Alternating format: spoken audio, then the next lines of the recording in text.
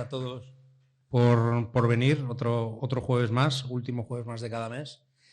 Y la verdad es que cuando decidimos el tema tiene cierta injundia, ¿no? Porque vamos a hablar lo que podemos denominar como algún fracaso, que para nosotros es una oportunidad tremenda de aprendizaje, ¿no? Lo hemos titulado quizá en vez de startup, pues start down, porque hay momentos en los que ocurren estas situaciones, hay que estar preparados y lamentablemente además ocurre mucho, ¿no? Hay incluso algún pesimista que lo que dice es que las startups nacen muertas y lo que hacemos es intentar revivirlas, ¿no? ¿Por qué? Pues porque el porcentaje normalmente de fracasos de proyectos, que ni siquiera normalmente han sido todavía empresas, pues alguna estadística habla de un 90% que falla. Yo esos porcentajes, hoy lo discutiremos un poco quizá con la experiencia de Carlos, yo no los he visto, pero fallan muchas, ¿no? Del US Bureau of Labor Statistics, los americanos que tienen más estadísticas, habla que un 20% de los proyectos no son exitosos el primer año. Eso me lo creo más, porque en mi experiencia, cuando se mueren compañías es muy rápidamente, ¿no? Cuando eres business angel, has invertido en 3 y el segundo año ya se te mueren 2 por las razones que seas, que ahora las miraremos, pues la verdad es que te sorprende bastante, ¿no? Y una sensación, y por eso se diversifica mucho y por eso hay que invertir en muchas para que luego muy pocas te den un gran retorno, ¿no? Voy a ir anticipando algunos temas, pero primero quiero presentar a los dos ponentes que tenemos, un privilegio. Pablo Sefner, yo la verdad es que no sé casi cómo calificarlo, porque es inversor en muchas compañías, al menos 15, 20, varios fondos, al menos 4, multiemprendedor, por lo tanto ha tenido varios exits y parece que ha tenido algún resbalón en alguna que vamos a hablar un poquito más ahora y esperemos también que nos cuente qué es lo que quiere hacer, si sigue teniendo la energía para seguir emprendiendo. Y con Carlos, pues ha hecho de todo también, ¿no? Sobre todo más en la parte inversora. Vamos a tener la visión de la parte de inversión. Muchísima experiencia en Caixa, en Tackle, en Aldea, etcétera, pero también es profesor en ESADE, etcétera, con algún otro compañero que tenemos por aquí. Entonces, nos gustará ver, oye, cómo, porque va a ser un debate interesante, los inversores también tenemos cierto grado de responsabilidad en algún caso, en la que las startups no sean exitosas por desalineamientos entre inversores o dificultades en el cap table. Entonces, bueno, vamos a ir presentando. Entonces, si queréis, simplemente, yo os he presentado muy ligero, pero si queréis contarnos un poquito más la parte personal, me gustaría, si quieres, Pablo, empezamos contigo, ¿no? O sea, antes de emprender, ¿y por qué emprendiste? Antes de entrar ni siquiera en tus proyectos, y un poco, ¿quién es Pablo antes de emprender? Bueno, pues hola a todos. Pablo, antes de emprender, bueno, yo soy padre de familia, tengo 2 hijos, estoy casado desde hace 20 años ya. Y, ¿Antes de emprender? Sí. O sea, yo vengo del mundo de los viajes, de la hostelería pura y dura. Mis estudios son de cocina, para deciros todo. Y lo que un día vi una reserva viniendo por email. Y bueno, eso me atrajo mucho. No entendía cómo una reserva de un hotel podía venir a través de internet. Estábamos por el año 90 y X. Pues decidí aprender cómo funcionaba esta historia. Y 3 años más tarde monté mi primera empresa que se llama Weekend Desk. Y eso fue el detonante. Hay que entender que en ese momento no había muchos estudios, no había data analytics, no había, o sea, lanzar una web era extremadamente complejo. Y bueno, pues llegamos a 40 millones de euros en 4 años y hoy en día Weekend Desk son casi 80-90 millones de euros de facturación y unos 90 empleados en Barcelona. Y 3 años más tarde lancé mi segunda empresa que se llamaba The Five Shoes. Era el momento en que Zalando empezaba a vender moda en Europa y yo decidí lanzar una marca de moda. En ese momento no me vestía tan bien como ahora, pero aprendí mucho y bueno, pues lanzamos la marca. La marca funcionó sin yo entender exactamente por qué. y después explicaré bien por qué, pero básicamente 2 años más tarde del lanzamiento nos vino nuestro competidor americano y dijo, escucha, esto es un clásico de 1 más 1 es igual a 3 y tuve mi segundo exit. Y en ese momento pues me quedé como director general para Europa. Lanzamos 2 otras marcas, una de ellas es junto con Rihanna y facturamos unos 180 millones de euros de facturación. Y después lancé mi tercera empresa, que es la razón por la cual estoy en este panel. Y hasta aquí puedo leer. Ok, estupendo. Vamos a ir entrando poco a poco en la materia, te agradezco. Carlos, cuéntanos tú quién es Carlos, ¿no? Al final me he dejado una parte que creo que es relevante en tu historia, que es fundador, entiendo que de Intercom también. Entonces, cuéntanos un poco, ¿no? Esa parte previa, el por qué entraste en el mundo del emprendimiento, qué te interesaba, cuáles eran las motivaciones fundamentales. Sí, no, yo no fui fundador de Intercom, no, pero estoy muy vinculado a ellos. O sea, yo os diría, yo he cumplido 50 años este año, o sea, soy del 73, de la crisis del petróleo. Y yo empecé en el mundo de las startups sin saberlo con 24 años. Y básicamente es porque estaba trabajando en consultoría estratégica y un compañero me dijo, oye, estoy lanzando con una persona que está haciendo el MBA en IS, una cosa en aquel momento que era bastante innovadora en el año 99, que era un switchless reseller, ¿no? Éramos un proveedor de telecomunicaciones sin infraestructura propia, en un momento en donde España pues, había saliendo de un monopolio de telecomunicaciones y donde empezabas, ¿no? Y empecé como empleado 1 de una startup, en aquel momento se llamaba Startup, pero en el 99 no había capital privado en España, ¿no? Entonces se levantó dinero de un family office y de 2 fondos de capital riesgo alemanes, porque el fundador era alemán, y se lanzó la compañía. Y yo ahí estuve 3 años, se levantó una serie muy grande en aquel momento, que eran 1.000 millones de pesetas, porque eran pesetas, entonces aún 6 millones de euros. Lanzamos en 6 meses, fichamos 100 personas, compramos una pequeña compañía en Alemania, abrimos Portugal, lo hicimos todo bien, o muchas cosas bien, y cuando teníamos que ir a levantar la serie B hubo el primer crash de internet, año 2000, y el mercado se secó, ¿no? Y en aquel momento pues oye, en aquel momento se decidió que teníamos que hacer una compañía rentable, ¿no? Vendimos Alemania, cerramos Portugal, reducimos la estructura de España, la pusimos en números negros, la fusionamos con un carrier en Madrid y finalmente la vendimos a una compañía cotizada en UK en 3 años y medio, ¿no? Este es un poco el resumen de 3 años y medio, que era como hacer un máster, pues imaginaos, de 24 a 28 años, que te pase todo esto, pues... Entonces, cuando yo salí, yo tenía muy poquitas acciones y tenía unas stock options. Yo gané 110.000 euros. ¿Vale? Entonces, con esos 110.000 euros, yo lo que hice fue 2 cosas. Me pagué el máster en ESADE, que es de donde hice el máster, el MBA part-time. Ahora ya no se hace, pero en aquel momento era un máster que duraba 2 años y medio, de 7 a 10 de la noche. O sea, fines de semana, ¿no? O viernes y fin de semana. Lunes a viernes y los fines de semana de 7 a 10. Era por la noche. Básicamente, imposible estar casado o tener porque te dejaban. Y entonces aproveché, me gasté parte del dinero en eso, y el otro empecé de Business Angel con Didac Lee en Intercom, en Intercom Girona, para montar una incubadora de Internet, ¿no? Y ahí lanzamos varias cosas que muchas nos salieron mal y alguna pues tuvimos la suerte, como Trading, que es una compañía de e-commerce, que la verdad es que es uno de las grandes cosas, ¿no?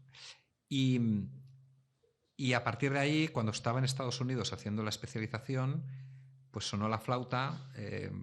Unos señores en la Caixa decidieron montar un primer fondo de capital semilla en la entidad. Querían tener una persona que hubiera estado en el otro lado de la mesa antes. Y fui el empleado 1 de Caixa Capital Risk en el 2004. Y yo te diría que a partir de ahí es donde yo he construido mi carrera de inversor mayoritariamente en capital semilla, ¿no? Porque del 2004 a ahora, ¿no? Casi 20 años, pues el propio ecosistema también ha cambiado de una manera radical, ¿no? No solamente desde un punto de vista emprendedor, pero también desde un punto de vista inversor. No, estupendo, la verdad es que es espectacular. No conocía esta faceta, por lo tanto, permíteme decir que has llegado a ser inversor, un inversor muy relevante, pero casi de casualidad, Sí, sí. porque probablemente hubieras hecho un segundo intento de emprendimiento, nunca te ha picado. Y, o sea, ¿cuál es la motivación y la fuerza que puedes encontrar cuando emprendes versus ser inversor, ¿no? ¿Qué es lo Bueno, que te gusta más yo 20 creo, años después? no, yo creo que al final todas las personas tienen que autoconocerse, ¿no? Y yo siempre he dicho, yo nunca soy un emprendedor. Y yo creo que soy un buen número 2, ¿no? Entonces yo soy una persona que creo que estoy muy bien al lado de, haciendo las preguntas incómodas, ¿no? Y intentando poner racional, ¿no? En algunos. Entonces, ¿no? Yo con Didac, por ejemplo, que somos súper amigos y socios, en ese sentido nos hemos complementado muy bien, ¿no? Entonces, yo no me defino como emprendedor, ¿no? Yo te diría que me gusta mucho estar en el mundo de las startups, me gusta mucho crear cosas, pero siempre al lado de, ¿no? Y con este rol yo te diría más de, en catalán se habla del seny y la rauxa, ¿no? Pues esta parte del seny, ¿no? Pues al lado de la rauxa que necesitas para emprender. Muy interesante. Probablemente estás describiendo el perfil perfecto del inversor. Muchas veces nos critican, ¿no? Que, oye, no molestes, ¿no? O sea, añade valor cuando sea una persona en un sounding board, ¿no? Que me pueda ayudar y aconsejar, ¿no? Entonces, oye, me parece muy interesante. Pablo, contigo, vamos a por la tercera. ¿Qué pasaba con los sueños y la gente que no dormía? ¿Y por qué montaste la tercera startup? Bueno, yo siempre tuve problemas de sueño como buen emprendedor. Me costaba dormir. Entonces, después, yo tomaba píldoras muchos años, pero no es lo ideal. Eh, y entonces lo que descubrí fue ¿cómo se llama? Una terapia psicológica que realmente es relativamente simple, que te explica lo que tienes que hacer durante el día para dormir mucho mejor por la noche. Entonces, esto fue mi experiencia personal, y la segunda cosa que veía es que hay un drama de salud pública y de salud mental actual que era muy importante. La tercera cosa que veía es que todo el mundo aquí tiene un tracker del sueño, una pulserita o algo para traquear sus vitales. Entonces, esos trackers lo único que dan al final es un número. Yo he dormido bien, he dormido mal, con algunas curvas, un data layer y todo eso. Pero lo que no te dice es lo que tienes que hacer para dormir mejor. Entonces, reuniendo todas esas cosas, pues me digo, oye, hay un mercado que es enorme, el 50% de la población dice que tiene problemas de sueño, además la mayoría son mujeres, que son las personas que gastan en salud, sobre todo entre los 35 y los 55 años. Entonces, bueno, el mercado para mí está. Y el mercado de los somníferos está más 20% cada año. El mercado de los trackers, estamos hablando de cientos de millones en el mundo. Entonces, bueno, toda esa data a mí me da a un PowerPoint muy feo y levanto más o menos 1,5 millones de euros con ese PowerPoint, ¿vale? Cojo a mis... En el 2020, ¿verdad? O sea, En que estábamos... 2020, sí, principios de 2021. Bueno, O sea, COVID, digamos, para ponerlo en su sí, contexto. cuando les decías tengo un PowerPoint y te dan pasta. Ahora es un pelín más complicado. Y... bueno, mejor me equivoco, pero bueno, reuní a mi equipo con el que había montado pues Weekend Desk, The Five Shoes, o sea, pillé el mismo equipo, que sería la tercera startup que hacemos juntos, y pues montamos la empresa, levantamos el dinero, lanzamos, y ahí pasa lo que tiene que pasar, que no viene nadie. Entonces la ponemos gratuita, recreamos el producto, creamos la app, al final cuando tienes dinero pues te da para testear diferentes cosas, y la metemos gratuita, y ahí una explosión, o sea, cientos de miles de descargas, la cosa funciona, mucha viralidad, mucha prensa, o sea, y además resultados a nivel de mejora del sueño brutales, o sea, una validación del producto perfecta, el board entusiasmado y llamadas de diferentes inversores para volver a meter más. Y en ese momento, bueno, pues digo, oye, todo tiene buena pinta. Voy a meter el paywall, voy a hacer que no sea que no sea gratuita. Los usuarios únicos bajan de centenares de miles a algún par de docenas. O sea, la bajada fue importante. Bueno, pues ahí me miro al espejo, me doy un par de golpes en la cabeza con la pared y ¿qué hacemos? Y bueno, ahí hemos tenido, digamos, todos los pasos que no tiene que hacer un emprendedor, o sea, diferentes peleas con los cofundadores, cambios en el equipo, no entender, hacer miles de pruebas, cambiando cada vez el producto. Y volvemos después otra vez a meterlo gratis, volvió a subir, volvimos a meter el paywall, pero de diferente manera volvió a bajar. Hicimos en total unos 4 o 5 iteraciones de producto, pero producto masivo. Y bueno, pues llega un momento en que te dices, oye, es gratis y funciona, hay de cuando es de pago no funciona, pues ¿qué fem? Y esos son los momentos complicados, ¿no? O sea, son momentos en que te estás preguntando, oye, ¿realmente hay un mercado o no? Y sí, claro, si yo lo veo siendo inversor o estando un poquito lejos del producto, pues es mucho más fácil o es mucho más claro que simplemente no hay mercado y el producto que estás intentando vender simplemente no lo quiere nadie. Pero cuando estás en la situación, cuando estás en el hoyo, cuando estás en el barro y que el agua está por encima de tu cabeza, es mucho más simple, digamos, de intentar seguir nadando y volver a la superficie que, oye, ya esta vida ya ha durado, voy a recomenzar la partida con otra moneda, ¿sabes? Uh-huh. Esta sensación es mucho más compleja de tener.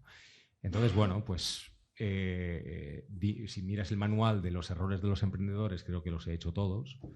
Y bueno, son momentos muy complejos a nivel anímico y a nivel personal que hay que sobrellevar. Y eso es lo que es un fracaso para el emprendedor. Es decir, meter dinero, tu dinero, coger dinero de otros, de gente que conoces,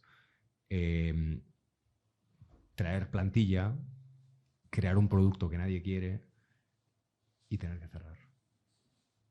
Y tener que decirle a tu pareja o a tus amigos o a los empleados y decirles, oye, chicos, esto no tira, hasta aquí hemos llegado. Y echarlos. Uh-huh. Está claro. Luego seguiremos ahondando en esa historia y los learnings. Carlos, desde el punto de vista del inversor, ¿cuántas compañías, qué porcentajes aproximadamente, rangos en tu experiencia de compañías y de inversiones has perdido totalmente, ¿no? Que se haya perdido el dinero y haya habido que cerrar totalmente. Las estadísticas yo diría que cada uno tiene las suyas, ¿no? En base a...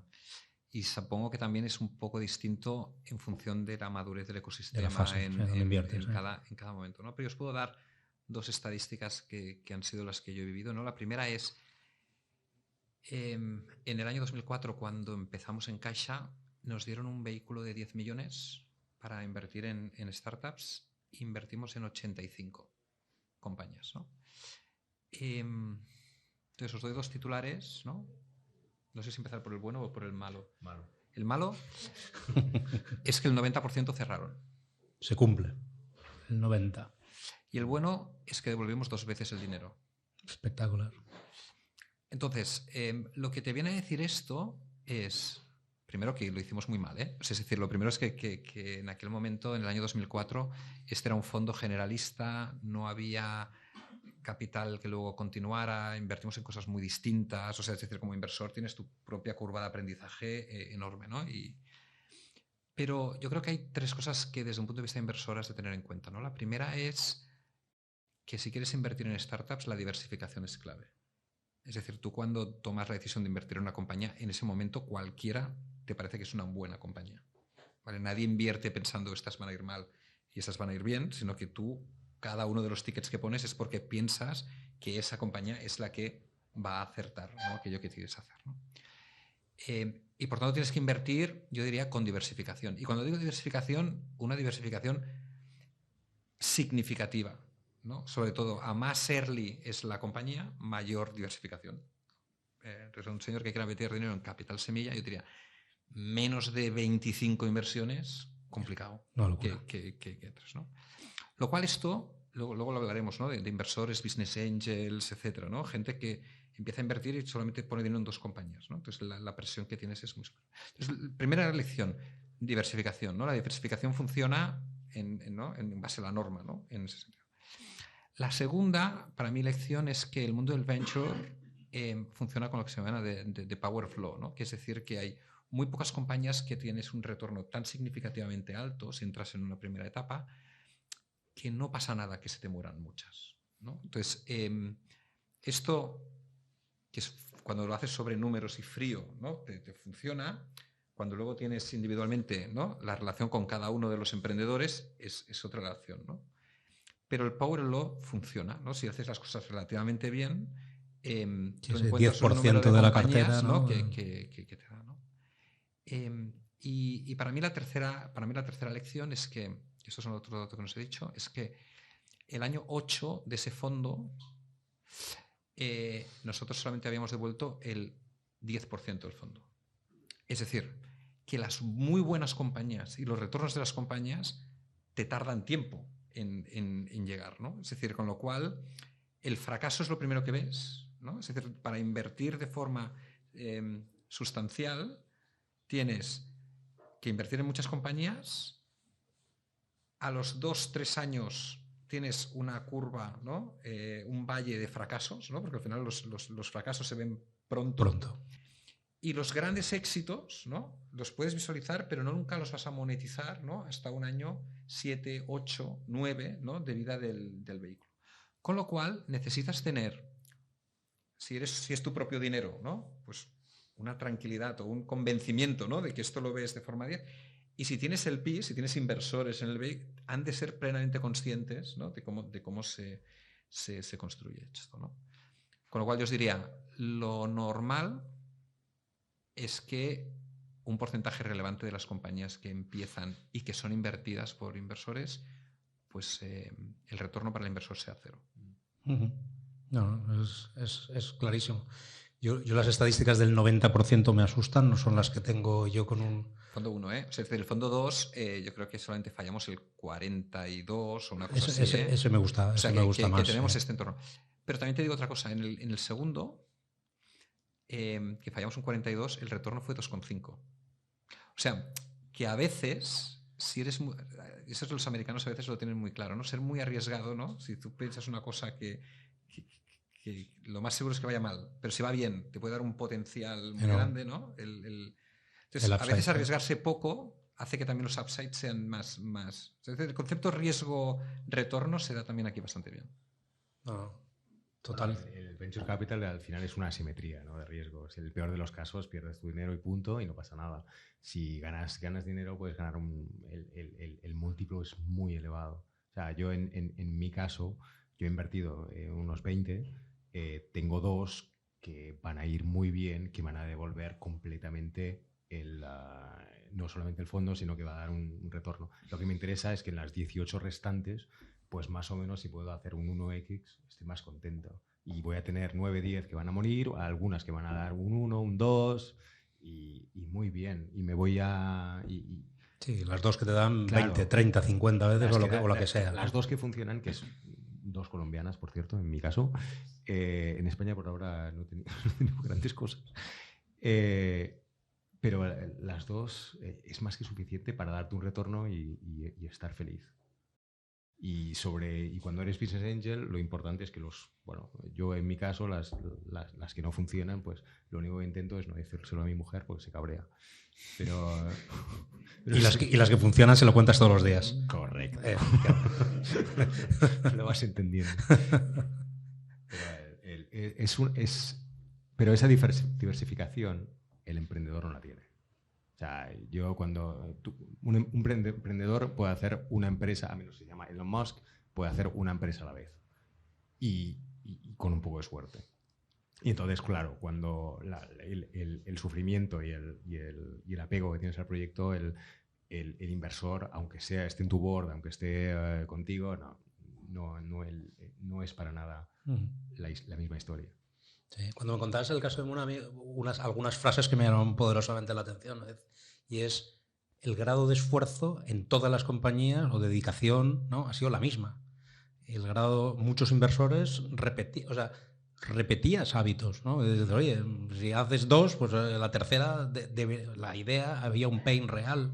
Sí, Al final llegamos a la conclusión de que quizá lo que nos faltó un poco era la repetición, porque una vez solucionabas el sueño a alguien que lo solucionabas, decía, oye, ¿por qué voy a seguir pagando si ya duermo bien? O duermo mejor. O sea, los Unit Economics no estaban, ¿no? Pero sí.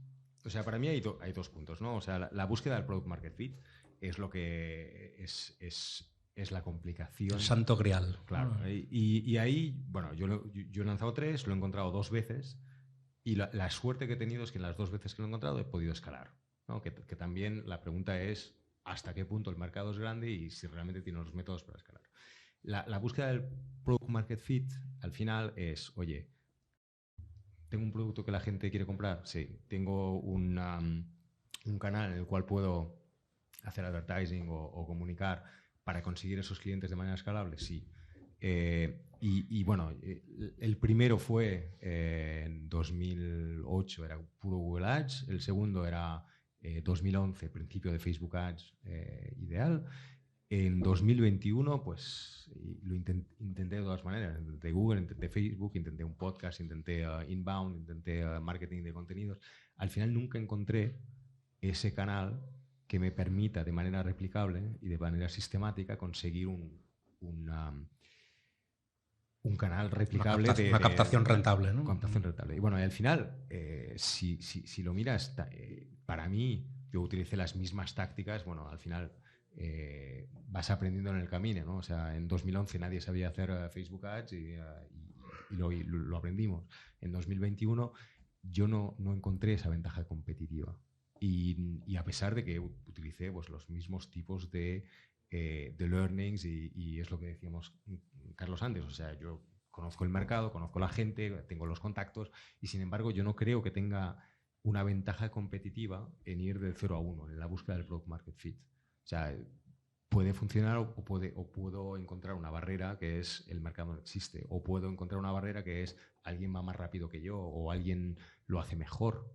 No hay una... en cambio, a día de hoy, por ejemplo, para escalar, internacionalizarse, cuál es la buena organización, la estructura, conseguir capital, ahí sí digamos que tengo una ventaja competitiva con respecto a jóvenes que empiezan. Pero a la búsqueda del Product Market Fit, yo creo que cada empresa, a pesar de haberlo hecho antes, cada empresa es única. Y no tienes la experiencia no es un grado en este sentido. Y yo creo que yo siempre he analizado 2 o 3 factores fundamentales, ¿no? Uno es, llámalo como quieras, pero al final no levantan rondas, ¿no? No es un tema de se quedan sin caja. Que la razón normalmente no es que se queden sin caja, probablemente no es la parte más difícil, es que igual no hay Product Market Fit, los inversores ya no lo ven, etcétera, ¿no? Yo creo que hay otras razones realmente más poderosas. Y suele ser esa, porque es al tercer, cuarto año que le das vueltas, has pivotado 3 veces, has metido. La segunda es la relación entre fundadores, ¿no? Porque cuando no se consigue, la relación es muy compleja. Y muchas veces los pactos de socios no están bien preparados para estas situaciones y lo que acaba siendo es un caos de difícil gestión, ¿no? En mi caso, pues he gestionado 2 o 3 veces esas, 2 positivas y una acabamos cerrando porque es que no había manera de ponernos de acuerdo ni los propios inversores, ni los fundadores entre ellos, ni los fundadores con los inversores, ¿no? O sea que también es verdad que creo que los inversores tenemos cierto grado de responsabilidad en esto, ¿no? Y preguntándole a Carlos, un poco con la mano en el corazón, ¿cuántas veces los inversores vemos antes que los propios fundadores, ¿no? Que dicen, uy, esto no está yendo bien, ¿no? Esto va a acabar mal, pero tampoco somos los que paramos, ¿no? Decir, oye, no ha llegado el momento, vamos a dar la última vuelta porque quizá en el último pivote es el momento, ¿no? Y también voy a contar algún ejemplo. Mis mejores exits, sin duda, han tenido un consejo para cerrar la compañía. Y eso lo escucho de más gente, ¿no? O sea que, oye, todas pasan por algunos valles, algunas pivotan y consiguen salir, y algunas no, obviamente. Estamos viendo un caso que después de muchos pivotes y muchos esfuerzos no pudo salir, ¿no?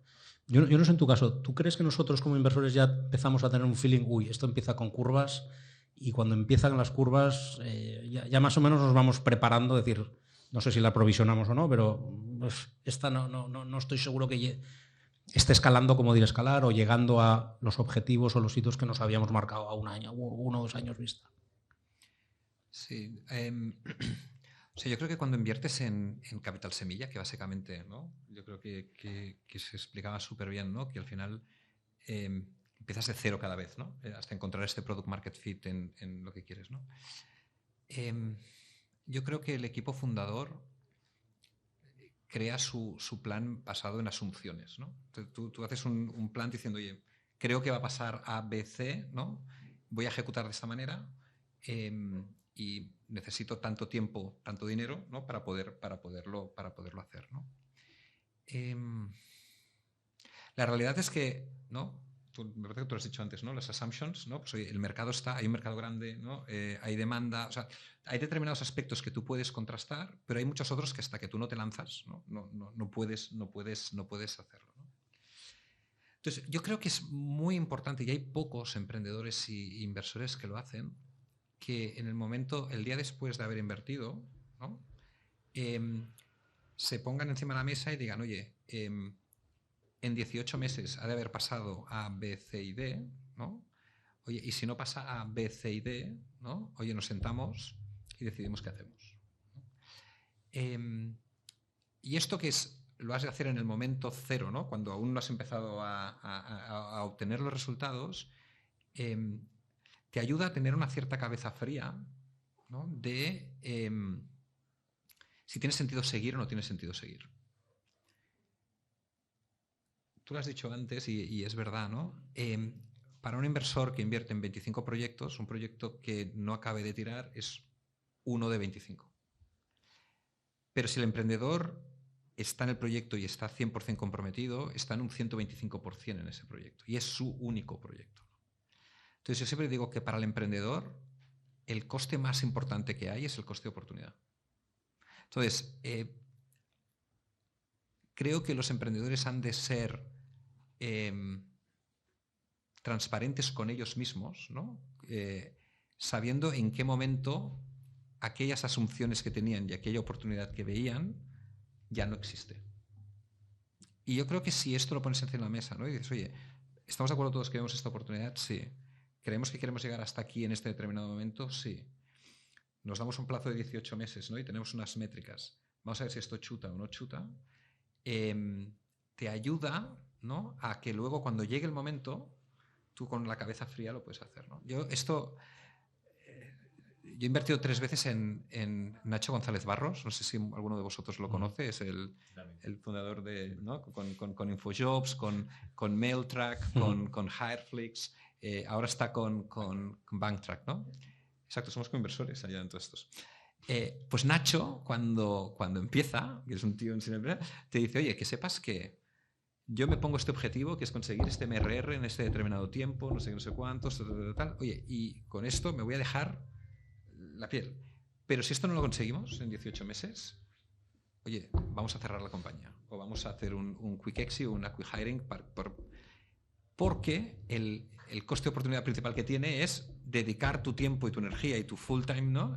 A una cosa que no acabe de despegar, ¿no? Entonces, yo creo que ser transparente con los inversores en ese sentido, transparente contigo mismo, ¿no? Y ponerte unos hitos, luego llega ese momento y puedes sacar, te ayuda mucho a... ¿Puedo replicar a esto? A mí me parece muy sano y además iba a poner el ejemplo de lo que hemos hablado, que tú tenías, si luego puedes contar también en esto, el board que tenías, sí. Y cuando tú fuiste al board, ¿qué pasó? ¿No? Sí. Solo sobre Nacho, ¿vale? Nacho, si me escuchas, no me escuches. El punto clave es que estamos hablando de Nacho, ¿vale? Y Nachos hay uno en España. Si tú vas a un inversor y le dices, oye, si en 18 meses no ha pasado esto, voy a dejar el proyecto, yo creo que no hay un inversor en España que te mete dinero. si no tienes ese track record. O sea, o te crees el proyecto y vas a ir a muerte y lo vas a hacer y lo vas a conseguir pase lo que pase, o ningún inversor te mete dinero a menos que te llames Nacho. Estoy bastante de acuerdo. Lo que pasa que es verdad, yo te diría que creo que hay una diferencia entre el concepto de first time founder y serial entrepreneur. Es decir, en un first time founder, 100% de acuerdo, ¿no? En el sentido de decir, oye, una persona que lo está haciendo por primera vez, oye, tú compras su energía, visión, capacidad de ejecución, etcétera, ¿no? Oye, y a muerte. Con una persona que ya lo ha hecho otras veces, ¿no? Que tiene, como si dijéramos, una historia de ejecución, ¿no? Más o menos exitosa en ese entorno, donde además la gente invierte por él. Es decir, en un serial entrepreneur, ¿no? Es decir... Ya casi da igual lo que hagas. No, es decir, me gusta la idea y es me decir, gustas tú. Tú lo has dicho antes, ¿no? Que yo levanté dinero con un PowerPoint. Sí. ¿Vale? La gente no ponía dinero en la compañía. Correcto. Te ponía dinero a ti. Sí, sí. ¿Vale? Entonces, yo creo que esta es una de las diferencias, ¿no? Es decir, en general, first time entrepreneurs, tú pones dinero en la compañía, en la idea, etcétera. Serial entrepreneurs, en general, te ponen dinero a ti, ¿no? Con capacidad de ejecución. Por eso yo matizo un poco lo de Nacho. Te decía, hay pocos Nachos porque hay pocos serial entrepreneurs, ¿no? Que lo han hecho 3, 4, 5, 6 veces, ¿no? Y que por tanto tienen ese historial. Y este punto de que hay pocos, a mí me parece una lástima. Es decir, miras los que han hecho Exit, o sea, miras la mitad de Seed Rocket, hay muy pocos que lo vuelven a hacer, de cero. Muy pocos.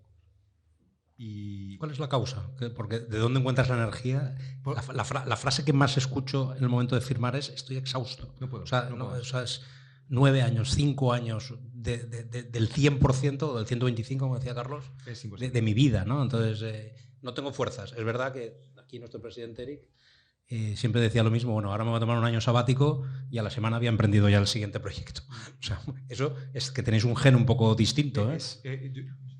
Yo monté el primero, Weekend Desk, me fui, tuve un problema con el socio, me fui y no me sentía cansado ni nada por el estilo, pero bueno, eran 3 años muy duros. Monté la siguiente y 2 años increíblemente duros, o sea, engordé 10-15 kilos, mucho estrés, venta y 7 años de director general, ejecutivo y bueno, ejecutivo, la verdad, es una vida cool, ¿vale? Mucho gimnasio, golf. Y después pues vuelvo a montar, ¿no? Y cuando vuelves a montar 3 años en el barro sudando y ahora me dices de volver a poner una cuarta y me lo pienso. Y tiene que ser con la buena persona, con el buen... y seguramente sin levantar capital y seguramente no. Hay un peaje físico que es importante. Entonces, al final nos quedan pocas balas. Tenemos pocas balas en el revólver. En algunos, bueno, Nacho tiene 1000 balas, tiene una metralleta, y algunos tendrán. Pero los mejores emprendedores de España, cuando terminan una startup, se van a un fondo de inversión. O se van de consultores, o se van de chairman. Pero es complicado de montar de cero. Yo creo que es difícil encontrar la motivación, la energía, la familia que probablemente ha crecido de alguna manera, las parejas, etcétera, todo lo que no podías tener antes, ¿no? Entonces es una pena que estas mafias no sean más emprendedoras, ¿no? Hay un fenómeno que yo creo que empezará de aquí a poco aquí en España, pero que en el mundo anglosajón se hace desde hace más tiempo, ¿no?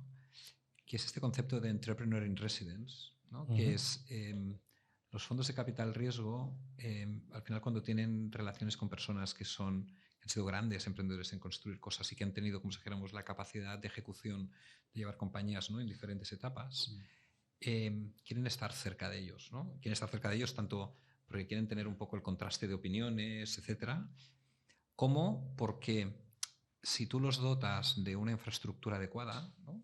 En el momento en que se le ilumine, ¿no? la próxima idea, ¿no? Están ahí, ¿no? Y tú como fondo puedes hacerlo, ¿no?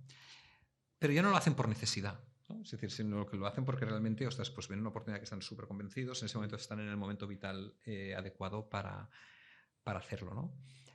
Yo aquí diría que al final la riqueza de un ecosistema es si somos capaces de tener players muy distintos en etapas muy distintas, ¿no? Y al final en esta interrelación es donde se construye. Sí, y el último punto para mí sería, es decir, mi knowledge es de construir una marca a través de la publicidad, ¿vale? Yo he hecho mucho B2C y en muchos casos ha sido a través del paid, que sea televisión, que sea Facebook, o sea, gastaba muchísimo dinero en publicidad y todo ese ecosistema para mí ha cambiado, ¿no? Entonces, cuando intenté ir en salud, lanzar una marca con Facebook es imposible, ahora lanzar una marca con Google es imposible, ir a tele cuando el producto no está crecido es imposible.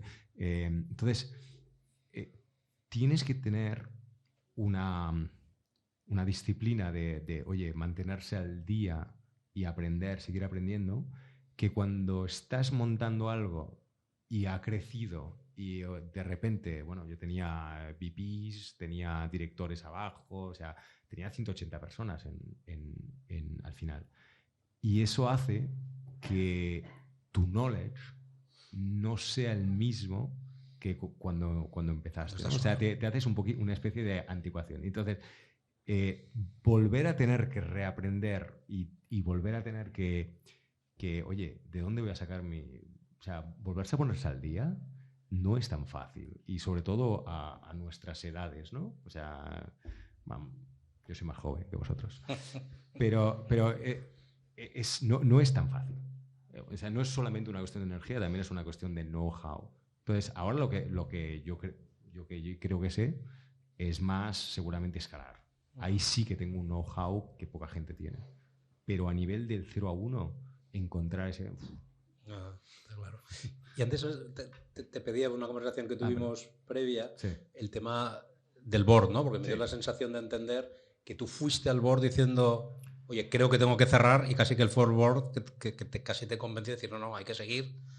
Cuando tú ya no, como emprendedor, casi no veías, ¿no? O veías muy difícil el camino a seguir hacia adelante. Sí. Que hubieras echado en falta un inversor o un board que te hubiera dicho, oye, ha llegado el momento, ¿no? Yo tuve dos momentos en Munoa en el cual dije, oye, yo esto no lo veo, tío. En el primero podía haber devuelto el 85% del capital y evitarme sobre todo 2 años de sufrimiento adicional. El último dije, bueno, ¿sabes qué? Mira, voy a intentarlo una vez más, pero no sé qué. Y la verdad es que yo estoy en diferentes boards y esta discusión se tiene regularmente. Es decir, esto no creemos que está funcionando, mira, tengo diferentes opciones, una de ellas es cerramos de manera bien y devolvemos el dinero restante, o oye, lo vamos a probar por aquí o lo vamos a probar por allá. Y de vez en cuando, o sea, en el 90% de los casos se sigue lo que quiere el emprendedor, ¿vale? Pero siempre, oye, me dirás lo contrario o no, pero muchas veces los inversores dicen, oye, yo ya he puesto el dinero, lo que me interesa es, si todavía queda, intentémoslo hasta el final. Lo que no hace el inversor es meter, se dice good money over bad, es decir, meter una ronda adicional si por casualidad la cosa va realmente mal o no tiene sentido, oye, volver a meter otro puente muchas veces. Te pueden dar un option value, pero que será de 100, 200 para hacer algo de 2 meses o 3, ¿no? Es la última oportunidad, ¿no? Algo así. En mi caso, yo tenía el dinero en la caja. Y la pregunta era, o sea, yo hacía más dinero poniendo el dinero que tenía en la caja al 1,5% en el Banco Sabadell que dinero de mis clientes. Entonces, no había sentido de seguir financieramente. Pero es verdad que los inversores, o sea, en mi board, siempre fueron supportive, pero o sea, un día un inversor me dice, oye, tío, lo que haces realmente tiene sentido. O sea, cuando lo pones gratis no hay explota, y cuando lo pones de pago, ya lo has intentado 1000 veces, no viene nadie. O sea, simplemente no hay mercado. Y bueno, sí, pero a lo mejor si hago esto, sí, a lo mejor... Bueno, hasta que un día pues miro a mi competidor americano que habían levantado 150 millones y veo que la página web está cerrada. Y entonces voy a mirar en Google y tal, están en Chapter 11, que es decir, que los tíos han levantado 150 y no han ido a ninguna parte. Y ahí te dices, oye, no hay nadie, no hay ninguna empresa que me gustaría ser. No hay ninguna empresa que lo está haciendo mejor que yo. Todas están sufriendo, estos tíos han levantado muchísima pasta, no son tontos. ¿Qué estoy haciendo yo? Y en ese momento, pues llamo a mi chairman, le explico, bueno, ¿sabes qué? Hasta aquí hemos llegado. Y después empieza lo duro, ¿no? Que es cerrar. Es, oye, ir a ver el equipo, convocar una junta general. En mi caso, la devolución de préstamos públicos es inaceptable, como lo hacen en España. Y, en cambio, obviamente, la relación con todos los inversores, para mí ha sido, o sea, la reacción de los inversores de, oye, no te preocupes, lo has hecho muy bien, lo has intentado, tienes una obligación no tienes una obligación de resultados, tienes una obligación de ponerle cariño, de ponerle ganas, de ponerle pasión. Y yo todo eso lo he hecho. Y sé que, bueno, si mañana vuelvo a intentarlo, sé que me volverán a invertir por las razones que dijimos antes. Pero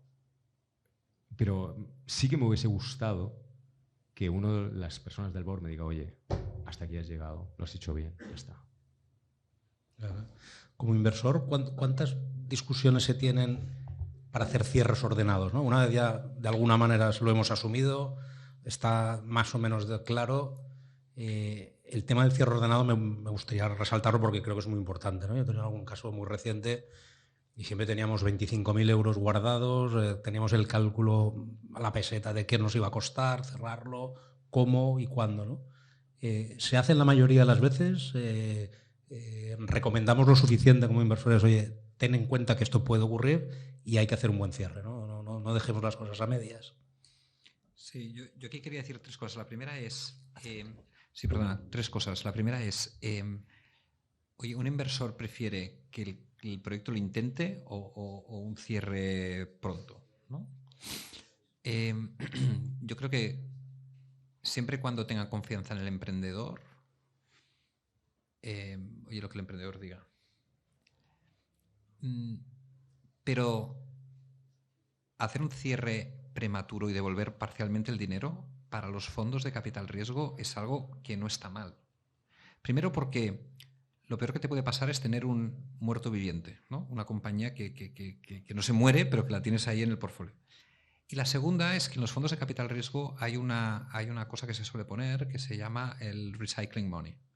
Y el recycling al final quiere decir que si tú tienes un early exit, es decir, que tú recuperas algo del dinero de inversión durante el investment period normalmente del fondo, durante los 3 o 4 primeros años, ese dinero lo puedes volver a poner a circular, ¿vale? Con lo cual es como, ostras, si yo invierto en 25 compañías y tengo 2 o 3 que me cierran relativamente rápido y me devuelven el 50% del dinero, ostras, tengo como una bala o una bala y media más, ¿no? Para poder jugar, ¿no? Con lo cual, no penséis que a los inversores el hecho de que, ostras, hicimos esta apuesta, hemos hecho unas primeras pruebas, no ha funcionado, oye, te devuelvo el 50% del dinero, es algo que no funciona. Yo creo que funciona y que, de hecho, se pone en los LPAs de los fondos, ¿no? Este es el primer punto. El segundo punto es, desde un punto de vista de inversor, es totalmente distinto tu rol como miembro del consejo de administración o como un inversor minoritario ahí, ¿vale? Yo, en mi época de Caixa, yo era consejero de muchas compañías y nosotros siempre teníamos 40.000 euros allá para cerrar la compañía. Es decir, una de las cosas que un consejero, ¿no? Si alguno de vosotros tiene que estar en un consejo de administración, al final responde patrimonialmente, ¿no? Personalmente, ¿no? Con lo cual, ostras, lo último que tú quieres es decir, oye, una vez he perdido el dinero, como si dijéramos, de la inversión, lo último que quieres es que te perjudique desde un punto de vista personal, ¿no? Con lo cual las cosas se han de hacer bien y hacerlas bien tiene un coste, ¿vale? Con lo cual yo creo que es sano el que puedas tener esto. Dicho esto, en la vida hay una cantidad de cafres y de kamikazes, ¿no? que se quieren jugar hasta el último euro, ¿vale? De forma importante, ¿no? O que dejan de pagar Hacienda, o que dejan de pagar empleados. Entonces yo creo que también aquí es otro de los puntos que muchos VCs ponen, ¿no? Es que tú cuando firmas en el pacto accionistas, exacto, tienes un put por 1 euro, ¿no? Y al final lo que haces tú como inversor son dos cosas, ¿no? La primera es, cuando tú ves una compañía que no te estás entendiendo con el fundador, ¿no? Y que tú ves que va al precipicio, ¿de acuerdo? Ejecutas un put. Y dices, oye, mira, yo esta compañía para mí ya es un write-off. Oye, la vendo por un euro, se le coloco mis participaciones, ¿no? al fundador por un euro, ¿de acuerdo? Y a partir de ese momento se producen dos cosas. Uno, te liberas de responsabilidad. Y dos, esto es otro tema muy importante, te puedes asignar una pérdida en el fondo.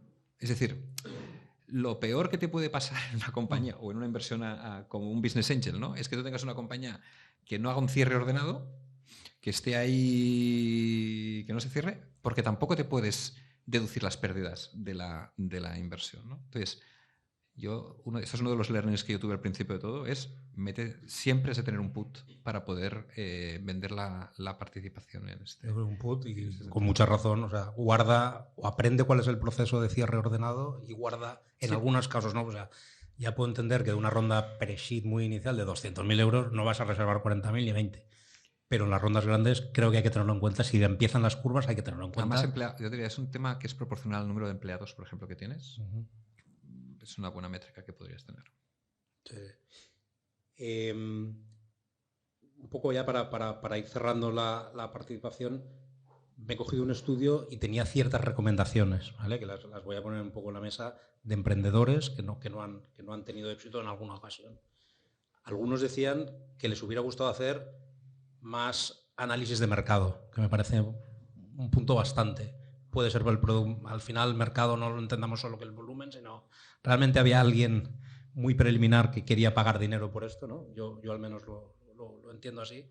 Y me gustan algunos modelos que son, oye, vamos a tener primero clientes y luego ya prepararemos algo para ese cliente, ¿no? Que yo creo que pueden ser formas de intentarlo. Haber tenido una guía más clara, un business plan más definido y más trabajado. Muchas veces le damos poca importancia como guía, como herramienta. Creo que eso es lo que decían. Pivotar, hacer los cambios necesarios y cuanto antes mejor. Casi todo el mundo pivota. Hay un 40% de compañías que han pivotado, que luego el 75% de esas compañías decían que había sido bueno el pivote, ¿no? Entonces, yo creo que todo el mundo pivota en algún momento. Hay muchas definiciones, pero incluso, oye, mover precios, mover públicos, varias personas, etcétera. Hay que moverse y desde luego aprender de los errores propios, de otras experiencias, o aprender de errores de personas similares a las nuestras, ¿no? Podemos aprender también de errores de compañeros, de emprendedores. No sé si, además de estos, que pueden ser algunos, vosotros tenéis personalmente algunos otros que recomendaríais o de estos procesos que habéis aprendido, ¿no? Bueno, a ver, al final las empresas se mueren por falta de caja, quiere decir que hay que tener una planificación financiera sobre lo que haces, por tener unit economics que no tienen sentido, es decir, que estás gastando demasiado en algo y con respecto a lo que vale o que vendes demasiado barato. Un hincapié es sobre el equipo fundador, ¿vale?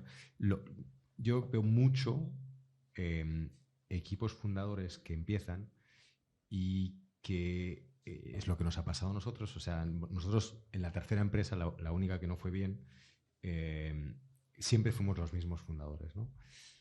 Pero, claro, yo era ultra mayoritario, yo tenía el 85% y los otros eran un 6 y un 5, o sea, es más empleados plus, digamos, pero son cofundadores.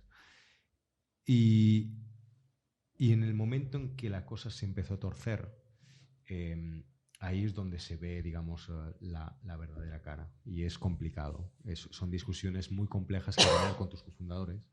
Lo que decías del pacto de socios es totalmente real, aunque, bueno, la verdad todavía no he visto un pacto de socios en el cual se pueda justificar de manera fácil un bad liver. Pero yo creo que hay que tener una discusión franca antes de empezar de, oye, si esto no va bien, ¿qué pasa? ¿Quién se queda en la empresa? ¿Y cómo va a funcionar? Y si tú no funcionas, ¿cómo se lo vas a decir? ¿Cuál es el método? Yo he echado un cofundador y era una persona con la cual había trabajado 15 años. O sea, no es alguien que conozco de casualidad.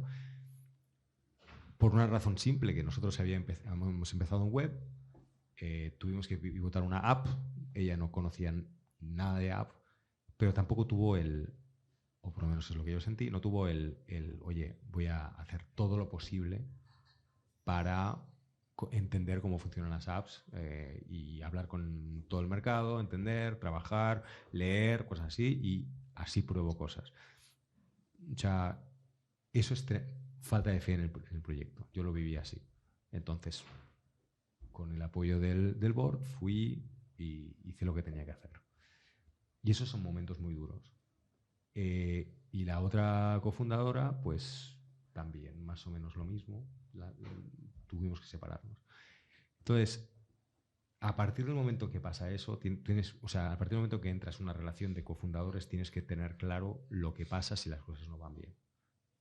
Y eso es muy difícil de poner no solamente en papel, sino de tener esa discusión franca con el cofundador antes de por qué estamos aquí, de estar alineados sobre el outcome que uno quiere, de estar alineados sobre la capacidad de trabajo, las ganas. O sea, esa alineación es muy difícil de tener. Y una vez que se tiene, pues hay que ir a full. ¿Algún learning, comentario final por tu lado que dirías, oye, de estas no me van a volver a ocurrir? Yo creo que se hace menos, ¿no? Pero yo siempre ponía el ejemplo, ¿no? De que tú cómo conduces tu compañía, ¿no? Mirando hacia adelante con un retrovisor o a ciegas, ¿no? Lo has dicho tú en el tema del plan de negocio, ¿no? Es decir, yo creo que al final es súper sano hacerte como un plan de ruta, ¿no? Es decir, oye, ¿qué quiero conseguir, ¿no? ¿Cuáles son mis métricas? ¿Cuáles son los economics que quiero tener? ¿No? ¿Cuánta caja tengo? ¿No? ¿Cómo voy a contar esta caja? Etcétera, ¿no? Y contrastar la realidad con respecto al plan, ¿vale? Y por tanto, tú tienes allá un escenario, unas asunciones, ¿no? Y a partir de ahí contrastas, ¿no? Todo aquello que tú puedas medir, todo aquello que tú puedas contrastar, te ayuda a tangibilizar feelings que tú puedes tener como emprendedor. O sea, yo lo que me he encontrado es con muchísimos fundadores que intentan cosas, que lanzan cosas, pero luego no tienen datos, ¿no? que les permitan contrastar esto que ellos saben, ¿no? Porque al final lo están. Entonces, yo creo que a día de hoy existen multitud de herramientas, ¿no? Que te permiten hacer esto, ¿no? Y esto yo creo que te ayuda a ser más realista contigo mismo y a compartir una situación con el board o con los otros cofundadores o con los otros socios de una manera más transparente, ¿no? Yo creo que este es un tema importante. Y yo creo que el otro, que lo habéis dicho, ¿no? Es decir, esto es súper complicado. Aquí necesitas muchísimas horas, muchísimo esfuerzo.